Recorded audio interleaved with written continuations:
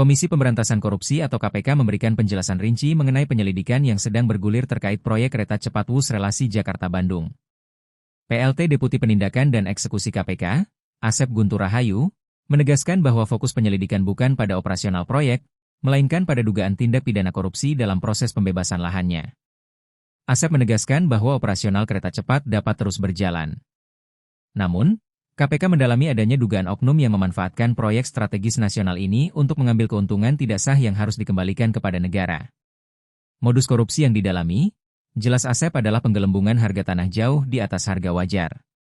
Lebih lanjut, Asep mengungkap indikasi serius bahwa ada tanah milik negara yang justru diperjualbelikan kembali kepada negara dalam proses pengadaan lahan untuk proyek WUS. KPK saat ini masih mendalami lokasi spesifik dari dugaan praktik korupsi lahan ini, apakah di kawasan Halim, Tegal Luar Bandung, atau di sepanjang rute. Penjelasan ini mengemuka di tengah pernyataan Presiden Prabowo Subianto yang menegaskan akan mengambil alih tanggung jawab penuh atas proyek WUS, termasuk utangnya dan meminta publik tidak meributkan soal untung rugi.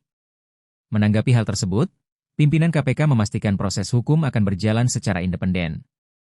Juru bicara KPK Budi Prasetyo, Kamis, 6 November 2025, menyatakan bahwa pernyataan Presiden Prabowo tidak akan mempengaruhi proses hukum yang berjalan dan menepis anggapan adanya intervensi.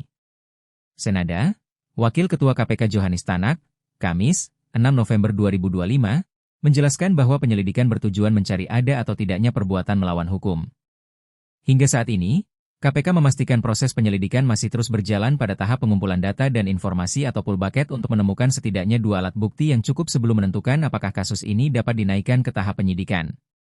Diketahui, proyek kereta cepat Jakarta-Bandung merupakan inisiatif Presiden Joko Widodo yang mulai digarap pada 2016 dan resmi beroperasi pada Oktober 2023.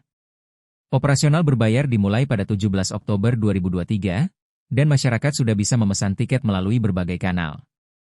Nilai investasinya mencapai 7,27 miliar dolar Amerika atau sekitar 118 triliun rupiah, menjadikannya salah satu proyek infrastruktur terbesar di Indonesia.